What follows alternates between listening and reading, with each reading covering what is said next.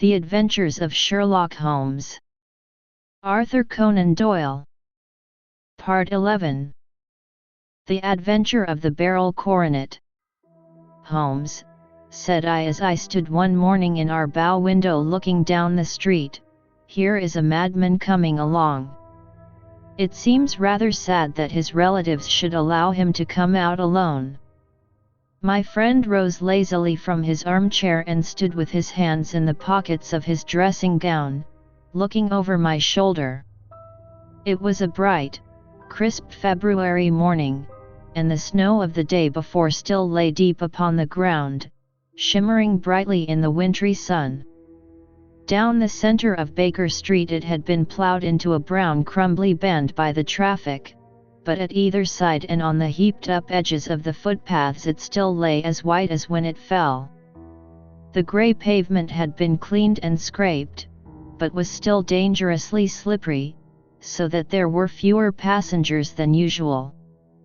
Indeed, from the direction of the Metropolitan Station no one was coming save the single gentleman whose eccentric conduct had drawn my attention. He was a man of about 50, tall, portly, and imposing, with a massive, strongly marked face and a commanding figure. He was dressed in a somber yet rich style, in black frock coat, shining hat, neat brown gaiters, and well-cut pearl grey trousers. Yet his actions were in absurd contrast to the dignity of his dress and features, for he was running hard, with occasional little springs, such as a weary man gives who is little accustomed to set any tax upon his legs. As he ran he jerked his hands up and down, waggled his head, and writhed his face into the most extraordinary contortions. "What on earth can be the matter with him?" I asked. "He is looking up at the numbers of the houses."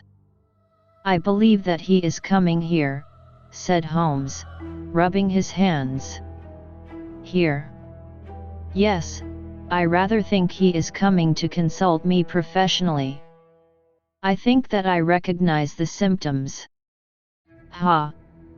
Did I not tell you?" As he spoke, the man, puffing and blowing, rushed at our door and pulled at our bell until the whole house resounded with the clanging.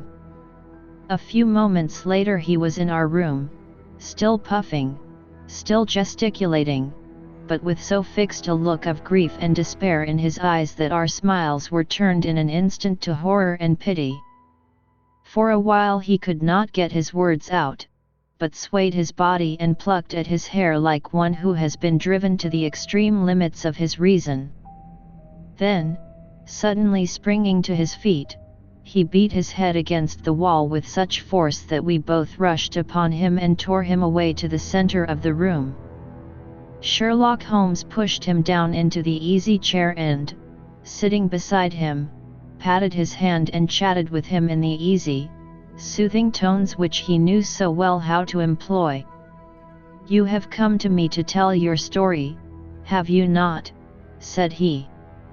"You are fatigued with your haste. Pray wait until you have recovered yourself, and then I shall be most happy to look into any little problem which you may submit to me." The man sat for a minute or more with a heaving chest, fighting against his emotion. Then he passed his handkerchief over his brow, set his lips tight, and turned his face towards us. "No doubt you think me mad," said he. "I see that you have had some great trouble," responded Holmes. "God knows I have, a trouble which is enough to unseat my reason, so sudden and so terrible is it. Public disgrace I might have faced, although I am a man whose character has never yet borne a stain. Private affliction also is the lot of every man, but the two coming together, and in so frightful a form, have been enough to shake my very soul. Besides, it is not I alone.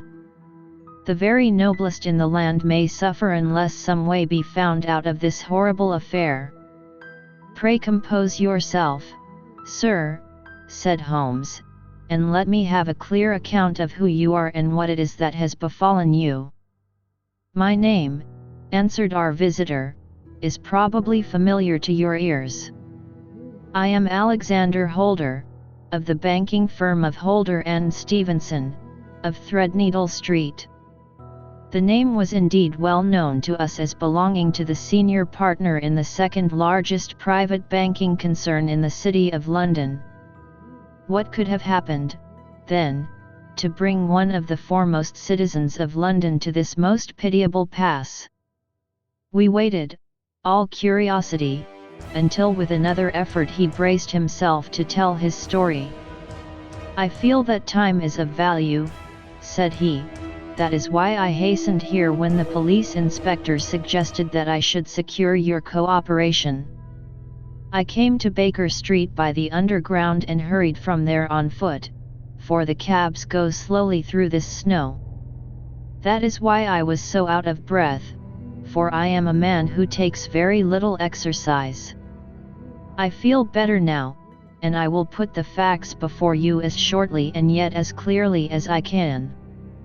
It is, of course, well known to you that in a successful banking business as much depends upon our being able to find remunerative investments for our funds as upon our increasing our connection and the number of our depositors.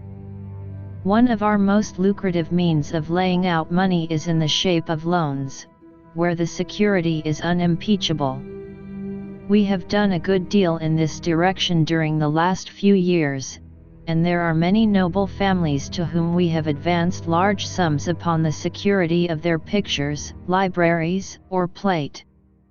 Yesterday morning I was seated in my office at the bank when a card was brought in to me by one of the clerks. I started when I saw the name, for it was that of none other than perhaps even to you I had better say no more than that it was a name which is a household word all over the earth, one of the highest, noblest, most exalted names in England. I was overwhelmed by the honor and attempted, when he entered, to say so, but he plunged at once into business with the air of a man who wishes to hurry quickly through a disagreeable task. "Mr. Holder," said he, "I have been informed that you are in the habit of advancing money. The firm does so when the security is good." I answered. "It is absolutely essential to me," said he, "that I should have £50,000 at once. I could, of course, borrow so trifling a sum 10 times over from my friends, but I much prefer to make it a matter of business and to carry out that business myself. In my position you can readily understand that it is unwise to place oneself under obligations. For how long, may I ask, do you want this sum?" I asked. "Next Monday I have a large sum due to me, and I shall then most certainly repay what you advance, with whatever interest you think it right to charge. But it is very essential to me that the money should be paid at once. I should be happy to advance it without further parley from my own private purse," said I, "were it not that the strain would be rather more than it could bear. If, on the other hand, I am to do it in the name of the firm, then in justice to my partner I must insist that, even in your case, every business-like precaution should be taken." "I should much prefer to have it so," said he, raising up a square, black morocco case which he had laid beside his chair. "You have doubtless heard of the Beryl Coronet, one of the most precious public possessions of the Empire," said I. "Precisely." He opened the case, and there, embedded in soft, flesh-colored velvet, lay the magnificent piece of jewelry which he had named.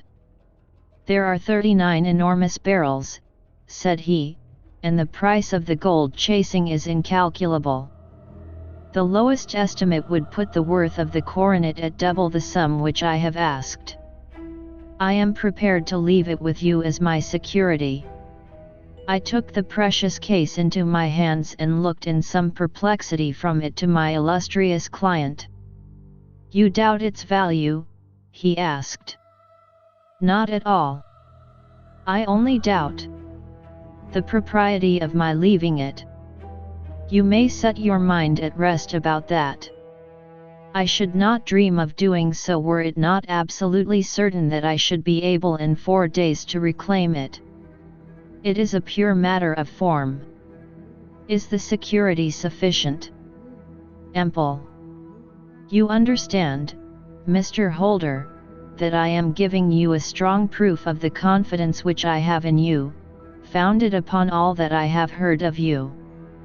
I rely upon you not only to be discreet and to refrain from all gossip upon the matter but, above all, to preserve this coronet with every possible precaution, because I need not say that a great public scandal would be caused if any harm were to befall it. Any injury to it would be almost as serious as its complete loss, for there are no barrels in the world to match these, and it would be impossible to replace them. I leave it with you, however, with every confidence, and I shall call for it in person on Monday morning." Seeing that my client was anxious to leave, I said no more but, calling for my cashier, I ordered him to pay over £51,000 notes. When I was alone once more, however, with the precious case lying upon the table in front of me, I could not but think with some misgivings of the immense responsibility which it entailed upon me. There could be no doubt that, as it was a national possession, a horrible scandal would ensue if any misfortune should occur to it. I already regretted having ever consented to take charge of it. However, it was too late to alter the matter now, so I locked it up in my private safe and turned once more to my work. When evening came, I felt that it would be an imprudence to leave so precious a thing in the office behind me. Bankers' safes had been forced before now, and why should not mine be? If so, how terrible would be the position in which I should find myself. I determined, therefore, that for the next few days I would always carry the case backward and forward with me, so that it might never be really out of my reach. With this intention, I called a cab and drove out to my house at Streatham, carrying the jewel with me.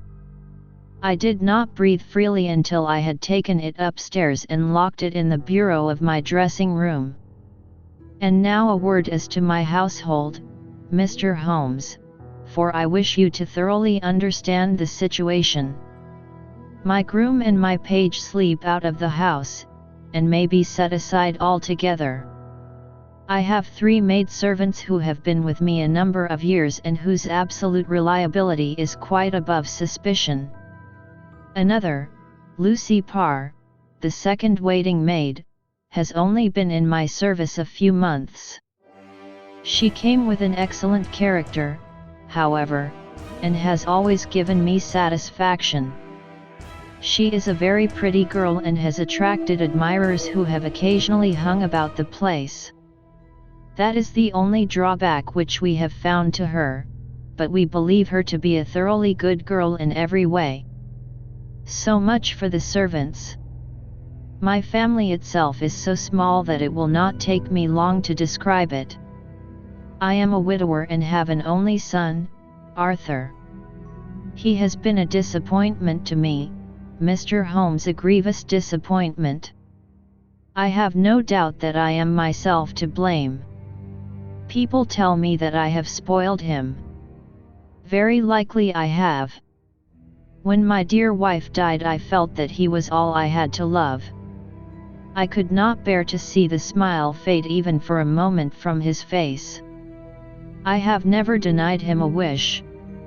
Perhaps it would have been better for both of us had I been sterner, but I meant it for the best.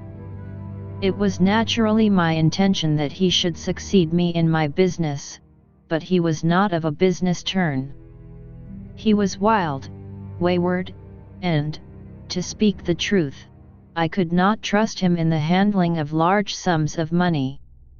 When he was young he became a member of an aristocratic club, and there, having charming manners, he was soon the intimate of a number of men with long purses and expensive habits. He learned to play heavily at cards and to squander money on the turf, until he had again and again to come to me and implore me to give him an advance upon his allowance, that he might settle his debts of honor. He tried more than once to break away from the dangerous company which he was keeping, but each time the influence of his friend, Sir George Benwell, was enough to draw him back again. And, indeed, I could not wonder that such a man as Sir George Benwell should gain an influence over him, for he has frequently brought him to my house, and I have found myself that I could hardly resist the fascination of his manner. He is older than Arthur, a man of the world to his fingertips, one who had been everywhere, seen everything, a brilliant talker, and a man of great personal beauty. Yet when I think of him in cold blood, far away from the glamour of his presence, I am convinced from his cynical speech and the look which I have caught in his eyes that he is one who should be deeply distrusted. So I think, and so, too, thinks my little Mary, who has a woman's quick insight into character. And now there is only she to be described. She is my niece, but when my brother died 5 years ago and left her alone in the world I adopted her, and have looked upon her ever since as my daughter. She is a sunbeam in my house, sweet, loving, beautiful, a wonderful manager and housekeeper, yet as tender and quiet and gentle as a woman could be. She is my right hand. I do not know what I could do without her. In only one matter has she ever gone against my wishes. Twice my boy has asked her to marry him, for he loves her devotedly, but each time she has refused him. I think that if anyone could have drawn him into the right path it would have been she, and that his marriage might have changed his whole life, but now, alas! It is too late, forever too late. Now, Mr. Holmes, you know the people who live under my roof, and I shall continue with my miserable story. When we were taking coffee in the drawing room that night after dinner, I told Arthur and Mary my experience, and of the precious treasure which we had under our roof, suppressing only the name of my client. Lucy Parr, who had brought in the coffee, had, I am sure, left the room, but I cannot swear that the door was closed. Mary and Arthur were much interested and wished to see the famous coronet, but I thought it better not to disturb it. "Where have you put it?" asked Arthur. "In my own bureau." "Well, I hope to goodness the house won't be burgled during the night," said he. "It is locked up," I answered. "Oh, any old key will fit that bureau. When I was a youngster I have opened it myself with the key of the box-room cupboard." He often had a wild way of talking, so that I thought little of what he said. He followed me to my room, however, that night with a very grave face. "Look here, Dad," said he with his eyes cast down, "can you let me have £200? "No, I cannot," I answered sharply. "I have been far too generous with you in money matters." "You have been very kind," said he, "but I must have this money, or else I can never show my face inside the club again." "And a very good thing, too," I cried. "Yes, but you would not have me leave it a dishonored man," said he. "I could not bear the disgrace. I must raise the money in some way, and if you will not let me have it, then I must try other means." I was very angry, for this was the third demand during the month. "You shall not have a farthing from me," I cried, on which he bowed and left the room without another word. When he was gone, I unlocked my bureau, made sure that my treasure was safe, and locked it again. Then I started to go round the house to see that all was secure, a duty which I usually leave to Mary, but which I thought it well to perform myself that night. As I came down the stairs, I saw Mary herself at the side window of the hall, which she closed and fastened as I approached. "Tell me, Dad," said she, looking, I thought, a little disturbed, "did you give Lucy, the maid, leave to go out tonight?" "Certainly not. She came in just now by the back door. I have no doubt that she has only been to the side gate to see someone, but I think that it is hardly safe and should be stopped. You must speak to her in the morning, or I will if you prefer it." "Are you sure that everything is fastened?" "Quite sure, Dad." "Then, good night." I kissed her and went up to my bedroom again, where I was soon asleep. I am endeavoring to tell you everything, Mr. Holmes, which may have any bearing upon the case, but I beg that you will question me upon any point which I do not make clear. On the contrary, your statement is singularly lucid. I come to a part of my story now in which I should wish to be particularly so. I am not a very heavy sleeper, and the anxiety in my mind tended, no doubt, to make me even less so than usual. About 2 in the morning, then, I was awakened by some sound in the house. It had ceased ere I was wide awake, but it had left an impression behind it as though a window had gently closed somewhere. I lay listening with all my ears. Suddenly, to my horror, there was a distinct sound of footsteps moving softly in the next room. I slipped out of bed, all palpitating with fear, and peeped round the corner of my dressing-room door. "Arthur!" I screamed, "You villain, you thief! How dare you touch that coronet?" The gas was half up, as I had left it, and my unhappy boy, dressed only in his shirt and trousers, was standing beside the light, holding the coronet in his hands. He appeared to be wrenching at it, or bending it with all his strength. At my cry he dropped it from his grasp and turned as pale as death. I snatched it up and examined it. One of the gold corners, with 3 of the barrels in it, was missing. "You blackguard!" I shouted, beside myself with rage. "You have destroyed it. You have dishonored me forever. Where are the jewels which you have stolen?" "Stolen?" he cried. "Yes, thief!" I roared, shaking him by the shoulder. "There are none missing." "There cannot be any missing," said he. "There are 3 missing. And you know where they are. Must I call you a liar as well as a thief? Did I not see you trying to tear off another piece?" "You have called me names enough," said he. "I will not stand it any longer. I shall not say another word about this business, since you have chosen to insult me. I will leave your house in the morning and make my own way in the world. You shall leave it in the hands of the police." I cried, half mad with grief and rage. "I shall have this matter probed to the bottom." "You shall learn nothing from me," said he with a passion such as I should not have thought was in his nature. "If you choose to call the police, let the police find what they can." By this time the whole house was astir, for I had raised my voice in my anger. Mary was the first to rush into my room, and, at the sight of the coronet and of Arthur's face, she read the whole story and, with a scream, fell down senseless on the ground.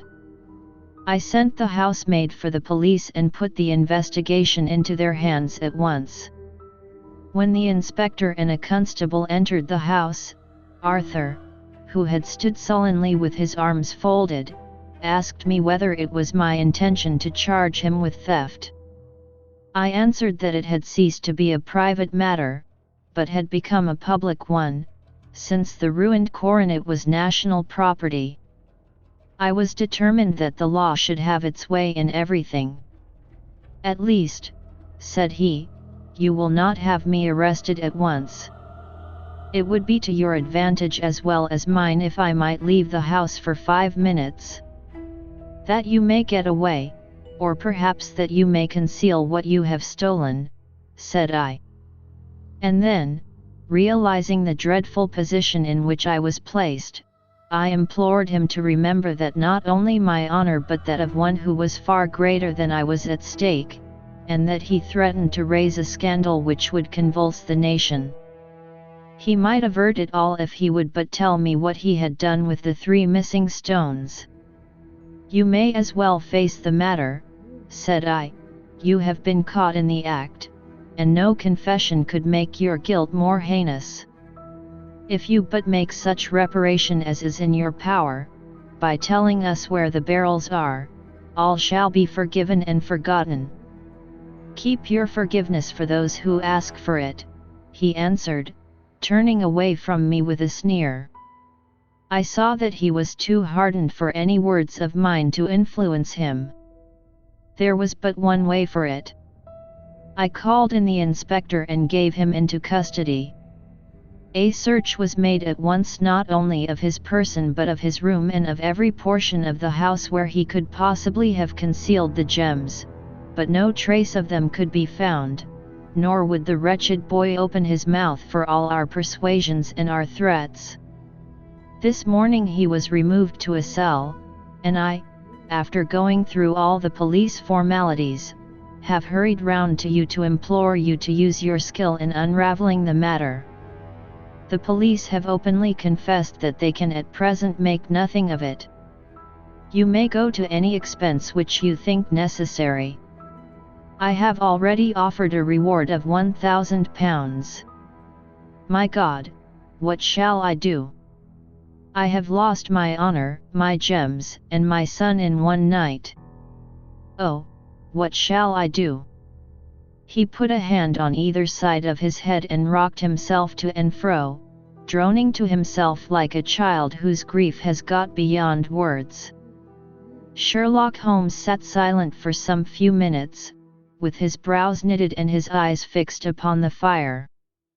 "Do you receive much company?" he asked.